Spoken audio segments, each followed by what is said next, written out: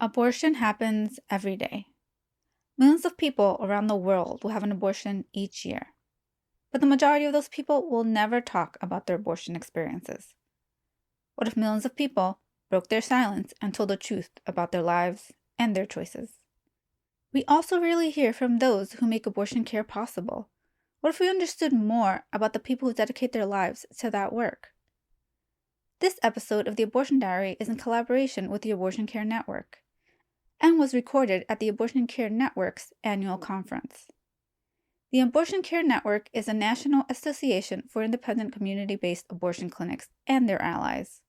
This interview is part of a series of interviews with abortion care providers and advocates recorded in 2019 and 2020 that will be posted on the Abortion Diaries podcast. This is Melissa Madeira in Pembroke Pines, Florida, and you're listening to the Abortion Diary podcast. These are the stories we share. I'm Marva Sadler. I work with Whole Woman's Health. I am based in Texas, but I work with all of our clinics across the country. I'm Director of Clinical Services, so I oversee the clinical services of those clinics. It can be a little bit of everything from mentoring the manager to writing procedures and protocols, state inspections. I'm kind of the firefighter of what's needed at the moment in the clinic. Yeah, so you're just like the Jill of all trades. Pretty much, sometimes. And how did you get involved in working in abortion care? Really by accident, to be super honest. I worked at the prison system for a little while. I worked on Texas death row in the death row unit for about 4.5 months, and it was horrible. It was emotionally exhausting watching people wait to die. It was terrible. So I left that job, and there was an opening at Planned Parenthood, and I said, I'll go get this little job until I find a real job, was my thought. I'll go be a medical assistant there for a little while until I find a real job. And my first day, I was rushed by a protester, Rusty Thomas, who immediately told me I was going to hell and, find you another job. How can you come work here? You know that they're trying to eliminate Black people and you're betraying your people. And it was terrible. Within the first 2 minutes of me driving up to my new job, and honestly, I was blown away. I had no idea that there was a whole movement of anti-choice people that existed in this world. I was raised by my mother, my grandmother, 2 sisters, house full of women, really strong family. You do what you want to do. To hell with what anybody else has to say was kind of how I was raised. So that opposite side I didn't even know existed. They kind of been faded out. So Rusty, I say he was the bug that bit me to get me started, because I think I made a decision that day that if these people are going to put all of this money and time and effort into limiting women's choices. I have a daughter. I must take a stand and fight to make sure that when it's their time and her daughter's time, that they have a right to choose. And that's been 17 years ago. So you had no real connection to abortion. You didn't really know much about abortion care or abortion itself before you started working? Nothing whatsoever. I had an abortion as a teenager. And honestly, I laugh now because it was pretty insignificant, to be honest. I really don't remember very much other than the cookies in the aftercare room. I think I just went in and got an appointment, and got an abortion, and left. Of course, it was all one day. I don't remember the people. I don't remember the building. It was just a day. And I had no idea that there was a conversation even happening about abortion at all. It was, it wasn't something that we shunned away from in our family. I remember many people who had abortions, or many people who'd been through pregnancy, unplanned pregnancies or pregnancy scares. My mom was kind of that person that the women in the family came to when they were in trouble, just organically for whatever reason. So I'd been around it, and I just knew that you do what you need to do for yourself, right? Whatever is going to keep you mentally well, physically well, financially well is what you need to do. And so I was clueless. I had absolutely no idea. And for Rusty Thomas as a white man, especially, for one, he was a male, 2, he was white, to rush me with that conversation on the first day, I was blown away. First of all, the audacity of him blew me away, but the words coming out of his mouth were like, it really blew me away. I had no idea. And you still remember his name. I remember his name. We have some history, Rusty and I, going forth from there. But I remember his name because he honestly, people ask me all the time, why do you do this work? And I almost have to say it's the protestors are the reason that I do the work. I love the women. I love helping the women. I love the help we give. But when I'm tired and I'm down in my spirit and it's hard to keep moving forward, I remember that they're still going and Rusty's still going. Rusty's still at it, you know? So as long as they're still at it, like I can't afford to be frustrated or tired. I have to do this work. It's really not an option. I don't, I've tried to take a break a time or two where it was just like emotionally draining and I don't think I can do anything else. This is where I live. So. And can you tell me a bit about how you went from working to Planned Parenthood to Whole Women's Health? Absolutely. The thing that I think is special about the independent providers is the ability to be able to specialize the care for that one particular woman. Planned Parenthood taught me a lot, but it also taught me to be vigilant of liability, which is conflict of interest in this business, in my opinion. It was times and numbers, not the woman herself. And so I had a doctor who worked for me at that time, and he told me, you are at the wrong place. You're at the wrong place. This is not, you're in the right work, but you're in the wrong place. And he introduced me to Amy and Whole Woman's Health, because again, lived in my little bubble, had no clue.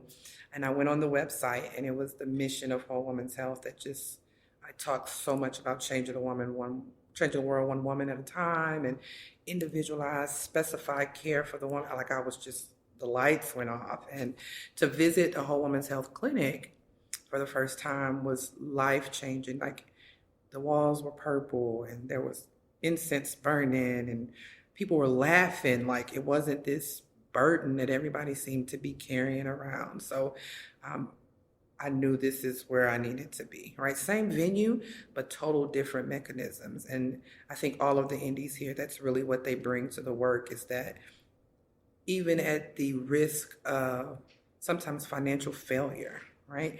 They meet the woman and her family and their needs where they are. Yeah. And what has your experience been like working at Whole Woman's Health? It's been a roller coaster ride. It's good days, it's bad days.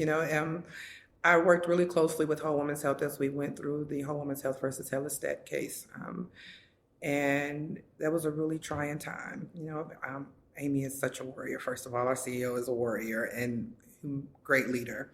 And when she made the announcement to us, I can't continue to move forward in building these beautiful clinics for women and getting this beautiful staff, but not fighting the very thing that is keeping us suppressed. Like we were all a little afraid, coming through that. But, as we kind of worked our way through that to finally win at the end, I mean, that was absolutely amazing.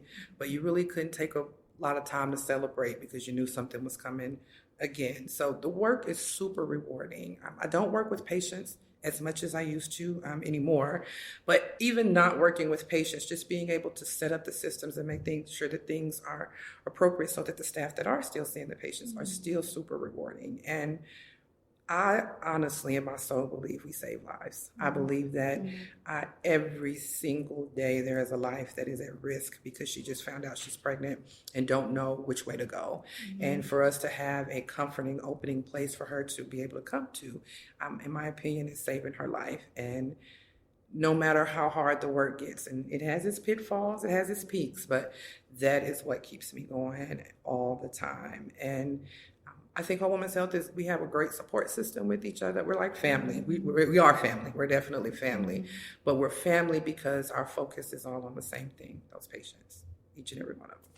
And when you came into work at Whole Woman's Health, what did you come in to do? And how did you even land the job there? So this doctor took me, met Amy. I went to the office. Amy and I probably sat for a few hours, and that was it. The way it kind of moved me to Beaumont, Texas. My first job with Whole Woman's Health was way in Beaumont, Texas. So I was living in Waco, Texas at the time. She moved me down to Beaumont, a little minute town down there. And again, it was amazing because it was just a different atmosphere and a different scenery, and it was kind of fluid. And we were all moving through there. And if a staff member said, "Hey, I need a minute," that was a hard patient. It was great as the manager to be able to say, "Okay, not you got to get back on the clock." It was great to say, "Go take your moment and do your work." But I came in as a clinic manager in Beaumont. I think I've lived in 3 cities since then. I move with the work and where is needed at this point. Whatever is needed. Like I'm one of those persons, especially in this company, because I feel so confident and supported in whole women's health that you can call me janitor if that's what you want to do. It's not about a title. It's not about a title. It's about the work and getting the work done. And that has changed over the years from manager to director to just last week I was working in paths. So it just depends on where I'm needed, at that moment. So it changes with the work. But as long as I'm doing the work, I'm happy. I'm satisfied. Yeah, and you mentioned that the reason why you wanted to work for whole mental health and why you decided to leave Planned Parenthood and go to a different kind of clinic, an independent clinic, was because you wanted to be, I guess I would say, like I would use the words more patient-centered. Yes, right? Absolutely. And so does that also have to do with like even your own abortion experience, with the way that like you saw care happening at a place that you first started working in that provided abortion? Like what led you to really think about patient-centered care as like one of the most important things for you as someone who works in abortion care? I think that's a little more personal. Like I think that's a little more not related to work. I think, again, the environment that I grew up in was really about, my mother was a single mother with 3 daughters, never took care of herself. It was always give, but always taught us to don't do that, right? Like set yourself up so that you're giving. But I kind of caught on, I think, to that giver in her. Like my soul is fed by giving to others. And, I hate that my past abortion experience is not rememberable, right? That I don't know. Some days I'm like, I'm glad I don't remember. Then other days I'm like, what happened in that moment that it is just like a blah for me? And I don't want women to feel that way, whether it's a good experience, a bad experience. And all abortion experiences are not great, of course. But whatever it is, you should be able to root yourself in it because you should be the center of it. And whatever happens around that should happen around you. And I don't think that happened around my 15-year-old self back then. I think I was a number of a patient who came in the door and had a procedure done. And I want to ensure that that never happens to anyone else. I want to make sure that when you walk in that door, you should almost feel like the world stops for you right that moment because you deserve that. You deserve that type of attention. So I'm a hugger. I'm just a lover. I'm a hugger. I'm a lover. And in my Planned Parenthood experience, that wasn't acceptable. Again, liability. Keep your hands to yourself. Don't touch. Don't hug. Don't wipe tears. Give the tissue. 10 minutes is all you have in this arena. You got to get done. No matter if the patient is bawling her eyes out, it's over. It's done. Didn't sit right with me. I felt unfulfilled. I felt like I was shuffling cattle and not dealing with women who they were at the most crucial time in their lives probably and needed that help. So it left me wondering if I was doing more harm than good at that point. Like, am I just doing this thing to women? Like, it's happening to them. They're no part of it. Like, it's just happening to them. And it just didn't leave me sitting right. And again, I have a daughter. I have 6 children, 5 sons, 1 daughter. She's a spotlight in the family. And I always go back to her and what I would expect for her. And the care that we were giving at that time was, I wouldn't take her there. They weren't going to love on her like she needed to be loved on. And I needed to find that. And it was that doctor that just said, I keep seeing you getting pulled in the office, Marva. You've been in there too long. This is just not the place for you. This is just, you're not going to make it work. And he made that introduction for me. But again, it was just that immediate, like, they get it. That whole thing I've been feeling, like, it's happening. It's not this abstract kind of thing. Like, it's happening right here. So they pulled me right on in. Yeah. How long were you at Planned Parenthood being pulled into offices? 4 years. Yeah. 4 years. I started as a medical assistant. I think within maybe 9 months, I was the manager of the abortion part of, so there was family planning and abortion sectors. About 6 months, I became the manager of the abortion section, and multiple write-ups from that moment on, including, it's $5 short. I can't turn a woman away for $5. I can't do that. And so if that means I got to go find the $5, I got to go find the $5. But it's a long time and a lot of write-ups. Yeah. A lot of write-ups. Yeah. How long have you been at Whole Women's Health? 11 years. 11 years. 11 years with Whole Women's Health. And again, I worn many hats in the company. Worked with most of our clinics at some point or another in different groupings. But yeah, it's home. This is home. That's beautiful. Thank you. Thank you. And you talked a little bit about this earlier, but what about this work do you love? What keeps you going to work every day? The fact that the opposition is hard at work. They're hard at, I mean, they put resources in it that sometimes I almost admire, and then I have to shut myself off.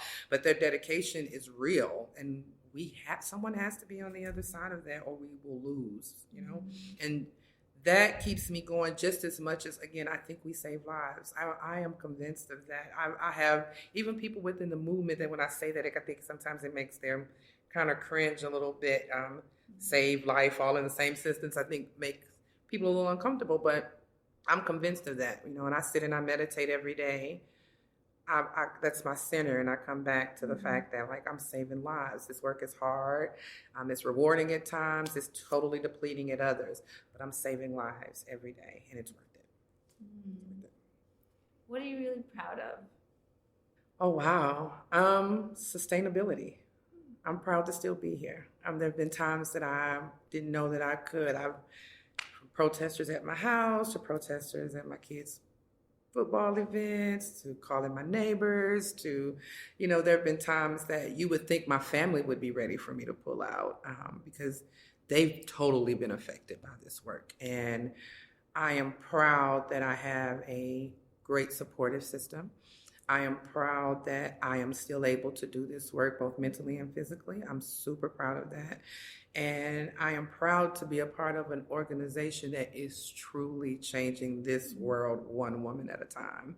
And that alone is like, that's life rewarding. You can't replace that.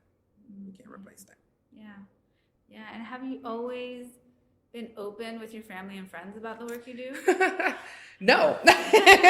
You know, my husband, of course, has been my number one supporter from day one. He's Mr. Mom. Again, I have 6 kids, so when I'm traveling around the world doing things, he's home with those kids. But my extended family, I can remember very specifically maybe about 3 years after working at Whole Women's Health on Roe v. Wade anniversary, I decided to announce it on Facebook.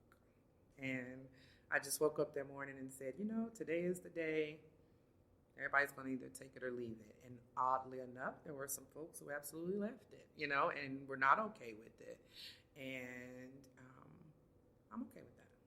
I'm okay with that. Because if you're not with me, then we probably should love from a distance anyway. So no love lost. You know, I love my family. I love those people who are relatives and family. Total difference there. But I love both of those people. But we can disagree as long as you disagree from over there, and we'd be fine. So it wasn't always that way. Now I'm super open. You know, after being in it for so long, at this point, it's kind of hard to hide. But, you know, at this point, I love to say the A word, as we call it in Texas. Every chance I can get, I'm saying abortion, abortion, abortion. I think now sometimes it's just a kick out of the people's faces when you say it. But, you know, it's definitely progressed over the years. I can remember in the beginning, people say, well, what do you do? Where do you work? And I wouldn't even say Planned Parenthood. I'd say I work at a women's clinic. And then you kind of cut it off right there. Where now I say I'm an abortionist. And it feels great to say it, and I get all empowered and say it. So it's definitely been a progression over the years. Mm-hmm. Absolutely. And is your own abortion experience part of that shared story that you share about the work you do? I do. I share, you know, I often share with women that they're not alone, you know, and I you know, depends on the situation, but I'll absolutely share that, like, I don't remember it. And I don't know that that's a good thing, you know, and I tell patients that all the time, like, I wish I had that memory to know what I went through to build from that, and I don't have that. And so absolutely, always willing to share and talk about it, because it has to be in a community. Women need to know that they're not alone. Mm-hmm. And it still amazes me to this day that women come into the office and go, what are all these people doing here? I can't believe all these people are here. All these people have an abortion. That's what we do here. And people are super blown away because you really feel like you're it. You're in this by yourself. So, yeah, I'm willing to share whenever. Yeah. I mean, it's, as you know, I know, you know, and I do the work around creating community. Mm-hmm. And so it's really important to have that community, to know that like you're not the only one. And not only after your experience, right? Because a lot of people are looking for it after. It's like That's during right. your experience. That's right. Like you Or should even know that. before. Or even Yeah. before. You should know what your options are. You should know that how many women are making this same decision at the very moment that you're making it, so that when you do get to that point, again, I go back to my daughter who, you know, it's super important that she knows that whenever she gets pregnant and whatever the circumstances around it, that like, no need to freak out. We got options. There's no need to freak out, because when you freak out, you make mistakes, right? And you do things that you can't fix later. So I want her to know that the doors are open. You know, sometimes it may be hard talking to mom. I get it. But there's a community of people of women who've been through this and families who've been through this that you can pull from. You're not alone. Yeah, so important. Yeah, very important. Your daughter's lucky. Thank you. I'm the lucky one, I think. What about this work is really hard? The failures. The failures. And when I say failures, I don't mean failures of like we didn't, maybe failure is the wrong word. You know, the setbacks or the conversation that we continue to have. Maybe that's a better way to. I'm blown away that after all these years, we're still talking about this. And even today, I posted on social media. Memory came up on social media, the first Supreme Court case 4 years ago. I'm blown away that we're going back.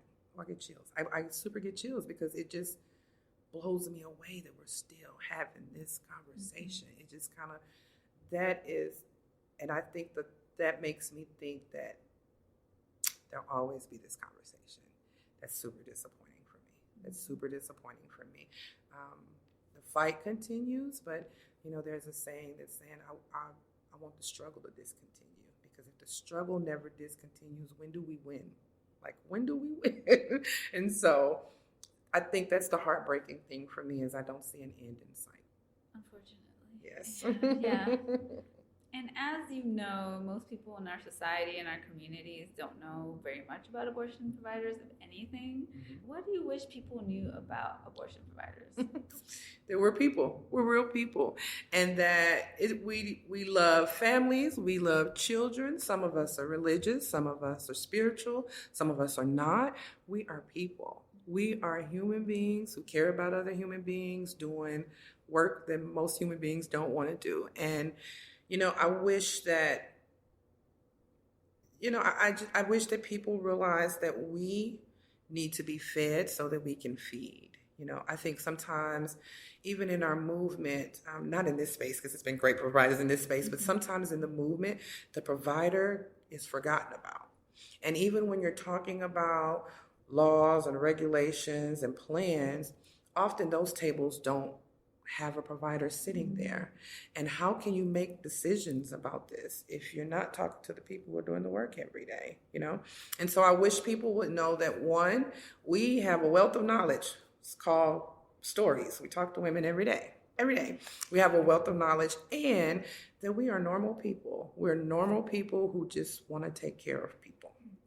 How long have you been a member of ACN, and how did you come to be a member of ACN? When I started with Planned Parenthood, with Whole Woman's Health, I think maybe my second year at Whole Woman's Health, I came to my first ACN conference. But one of the very first resources that I was introduced to when I started with Whole Woman's Health was ACN's written resources. So not necessarily the conference of the people, but the written resources for, you know, ACN is great of taking care of the provider. They just amaze me with that. And so how to take care of yourself, how to revamp yourself and get yourself prepared for this really hard work. They had so many resources for that. And then resources for the patients that talked about what was important to me, the emotional stuff. Like, we have great doctors who do that medical thing, right? I don't need to know about that. For me, it was about the emotional stuff and everything that comes in between that. So ACN, it was really good about giving us resources and taking care of us for that. So, and what do you value about being an ACN member? The love they give, without a doubt. When there is something going on in our clinic, when it's staff related, or, you know, staff burnout or staff healing, this is the source that I come to. And even this conference, you know, Amy knows, my boss knows that, like, I don't have to go to any other conference in a year, but I need to go to ACN because this is my juice. I come here and I get the juice and the love, and then I can take that back and disseminate it amongst our team. And that's huge. I don't think we get that anywhere else in this movement. So that benefit along with the resources. Again, there are a ton of resources that they do, but the way that they love on the provider is amazing. It's amazing.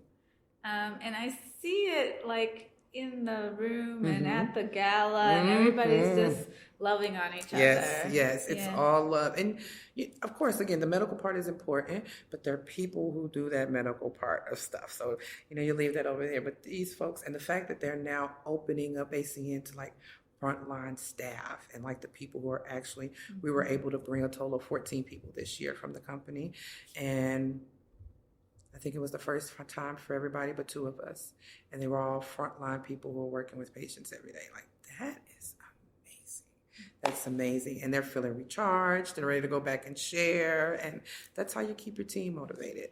Yeah. And it's just like the same way that, we just talked about, people who have abortions being in community with each other and not feeling isolated. The same thing with the frontline staff. Absolutely. Like, they need to know that there's other people out there doing the work in other clinics who feel the same way that they do, who are feeling like burnt out, but also need recharging. Like, there are people like them. That's right. Elsewhere. And also, like, states are different, and what, it's really good for them to be able to see. I think you appreciate the things that you do have instead of focusing on the things that you don't have in your home clinic when you come to these spaces, because you realize, it's a little different over there, but we're all in the same struggle. Yeah, absolutely. And what do you value about coming to the conference?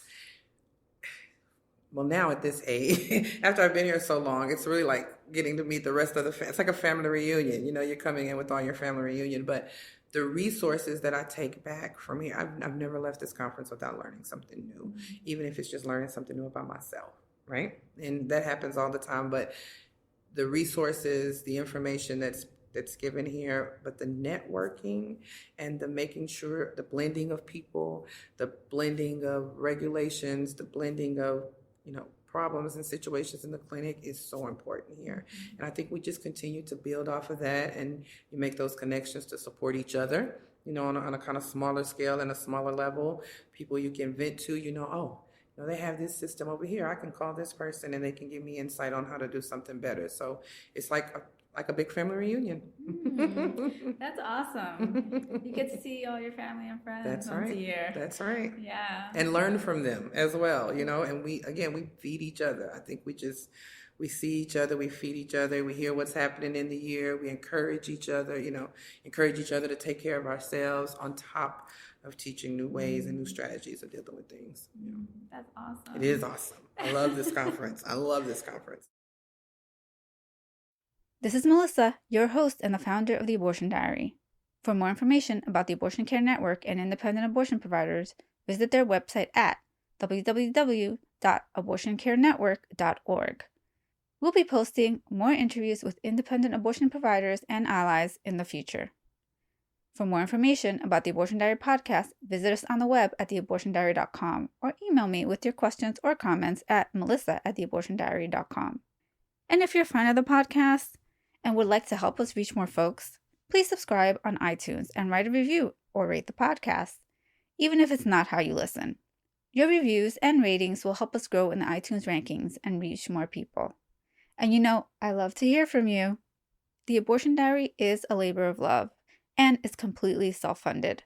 Currently, The Abortion Diary will continue to be on hiatus, and I will post more episodes as time allows. But you can listen to over 160 abortion stories and provider interviews that are already on the Abortion Diary's website, SoundCloud, Stitcher Radio, Google Play, and any of your favorite podcast apps. There are more than 140 abortion stories and 30 provider interviews that have yet to be edited and posted on the Abortion Diaries podcast. So keep an ear out. A special thanks to you for listening.